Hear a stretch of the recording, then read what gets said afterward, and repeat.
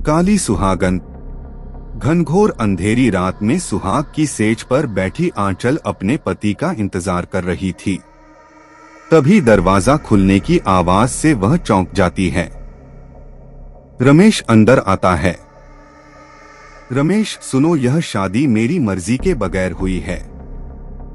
मैं तुम जैसी काली लड़की से कभी शादी नहीं करता, लेकिन मेरे मम्मी पापा ने न जाने तुम में क्या देखा। यह कमरा मेरा है, तुम बराबर वाले कमरे में चली जाओ, वहीं सो जाना। आंचल के पैरों तले जमीन खिसक गई। वह इतने अरमान सजाए बैठी थी। यह सुनते ही उसकी आंखों से आंसू बहने लगे। वह चुपचाप कमरे से बाहर निकलकर दूसरे कमरे की ओर जाने लगी। तभी उसके कानों में ठहाकों की आवाजें आने लगीं। उसने कॉरिडोर से निकलकर सीढ़ियों के पास खड़े होकर देखा तो उसकी सास और ससुर दोनों बैठे हंस रहे थे। ससुर, देखा कितना दहेज मिला है, हमारा तो घर भर गया। अमीर घर से रिश्ता जोड़ने का यही फायदा होता है। पैसा इतना मिला है कि तिजोरी में रखने की जगह नहीं है। सास, वो तो ठीक है, लेकिन इस काली कलमुही से कैसे पीछा छुड़ाया जाए। मैं तो अपने रमेश की दूसरी शादी किसी सुंदर लड़की से करूंगी। ससुर, अरे वो सब बाद में, अभी तो पैसों के मजे लो और वह घर में नौकरानी की तरह काम करती रहेगी। आंचल को गहरा सदमा लगा। मेरे पापा से ये सब कितने मीठे बनकर बात कर रहे थे। पापा ने मेरे रंग के कारण ही इन्हें इतना दहेज दिया था। वो पैसों से मेरी खुशी खरीदना चाहते थे। उन्हें पता लगेगा तो न जाने क्या बीतेगी।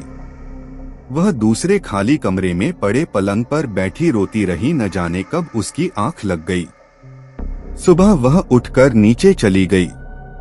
सास, बहू तू अपने मायके फोन कर दे, वो तुझे पगफेरे के लिए आज ही ले जाएं। यहाँ हम तेरी मुंह दिखाई कर नहीं सकते, सब हमारा मजाक उड़ाएंगे। आंचल चुपचाप ऊपर आकर फोन करने लगती है। उसके पापा आकर उसे ले जाते हैं। घर जाकर वह किसी से बात नहीं करती, अपने कमरे में जाकर रोती रहती है। शाम को उसकी ससुराल से कोई उसे लेने नहीं आता। आंचल को बहुत गुस्सा आता है। वह चुपचाप स्टोर रूम से चूहे मारने की दवा लाकर पी लेती है और अपने कमरे में पहुंच जाती है। कुछ देर बाद वह खड़े होकर इधर उधर देख रही थी। वह अपने आप को बहुत हल्का महसूस कर रही थी। तभी वह देखती है सामने उसका ही शरीर पड़ा था। वह एक आत्मा बन चुकी थी, जिसकी मुक्ति बहुत दूर थी। यह कष्ट तो जिंदा रहने से भी ज्यादा परेशान करने वाला था। वह सीधे अपने ससुराल पहुंच जाती है। वहां उसके सास ससुर रमेश को जेवर और रुपया दिखा रहे थे।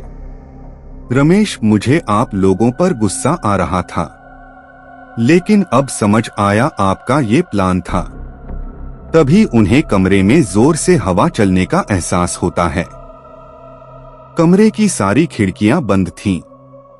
उसी समय सामने दीवार पर लगी घड़ी नीचे गिरकर टूट जाती है। कमरे की लाइट भी धीरे धीरे कम होती जा रही थी। पलंग पर पैसे और जेवर बिखरे पड़े थे।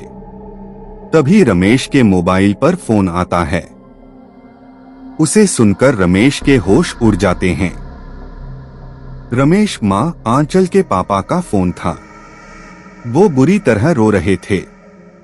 आंचल ने जहर खाकर खुदकुशी कर ली। सास, चलो अच्छा हुआ खुद ही पीछा छूट गया। चल अभी तो वहां चलते हैं। कुछ दिन बाद मैं तेरी पसंद की लड़की से शादी करा दूंगी। तीनों दरवाजे की ओर चल देते हैं, लेकिन यह क्या दरवाजा अपने आप बंद हो जाता है। सास, कौन है? तभी कमरे में अंधेरा सा होने लगता है। कमरे की रोशनी अपने आप कम होने लगती है। ससुर, अरे खिड़की खोलकर किसी को आवाज दो, लगता है दरवाजा बाहर से बंद है।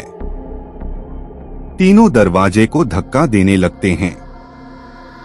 दूसरी ओर पलंग पर पड़े नोटों में आग लग जाती है। पूरा बिस्तर जलने लगता है, जेवर भी उसमें पिघलने लगते हैं। यह देखकर तीनों डर जाते हैं। तीनों एक दूसरे को पकड़कर खिड़की की ओर जाने लगते हैं, लेकिन यह क्या, खिड़की भी नहीं खुलती। कमरे में धुआं भरता जा रहा था। सास ससुर का खास खास कर बुरा हाल था। रमेश उन्हें नीचे बिठा देता है। वह खुद दरवाजा खोलने की कोशिश करता है। पलंग की आग बुझ चुकी थी, बस थोड़ी सी सुलग रही थी। तभी किसी ने रमेश का पैर पकड़कर खींचा। रमेश गिर गया। उसके सिर में गहरी चोट लगी थी। उसके मम्मी पापा को कुछ दिखाई नहीं दे रहा था। रमेश अपने आप को छुड़ाने के लिए छटपटा रहा था। तभी उसने देखा खिड़की के पास सफेद कपड़े पहने आंचल खड़ी थी। वह जोर जोर से हंस रही थी। आंचल, क्यों दहेज चाहिए? न रख लो दहेज, मैं अब तुम्हारे बेटे को साथ ले जाऊंगी। सास, बहू हमें माफ कर दे, मेरे बेटे को छोड़ दे। आंचल, वो देख तेरा दहेज जल रहा है। आंचल ने दरवाजा खोला तो बाहर रखा सारा दहेज का सामान जल रहा था। पूरे घर में धुआं भर रहा था। इधर रमेश बेहोश हो चुका था। आंचल उसके सीने पर बैठी उसका गला दबा रही थी। कुछ देर तक रमेश पैर पटकता रहता है, फिर वह दम तोड़ देता है। यह सब देखकर रमेश के मम्मी पापा बेहोश हो जाते हैं। जब उन्हें होश आता है तो सामने पुलिस इंस्पेक्टर खड़ा था। इंस्पेक्टर, आप ठीक हैं? यह सब कैसे हुआ? ससुर, बहू ने मारा मेरे बेटे को, उसे पकड़ो। इंस्पेक्टर, आपकी बहू तो सुबह ही मर चुकी है। सास, नहीं, हमारे सामने ही उसने मारा है मेरे रमेश को, उसे मत छोड़ना। रमेश के मम्मी पापा इंस्पेक्टर से गुहार लगा रहे थे। साहब, हमें बचा लो, नहीं तो वो हमें भी मार देगी। वह यही है, आप उस कमरे में देखो। इंस्पेक्टर पूरा घर देख लेता है, लेकिन कोई नहीं मिलता। रमेश की लाश को पोस्टमार्टम के लिए भेजकर वह चला जाता है। इधर आंचल का शव लकड़ियों पर रखा था। उसके पिता बिलख बिलख कर रो रहे थे। सभी रिश्तेदार जो कल तक शादी की खुशियां मना रहे थे, आज उदास खड़े थे। आंचल यह सब देखकर रो रही थी। पापा, काश मैं इन लालची लोगों के यहाँ उसका रिश्ता नहीं करता, कम से कम मेरी बेटी मेरे घर में तो रहती। अब मैं किसे देखकर जिंदा रहूंगा। अंतिम संस्कार के बाद सब चले जाते हैं।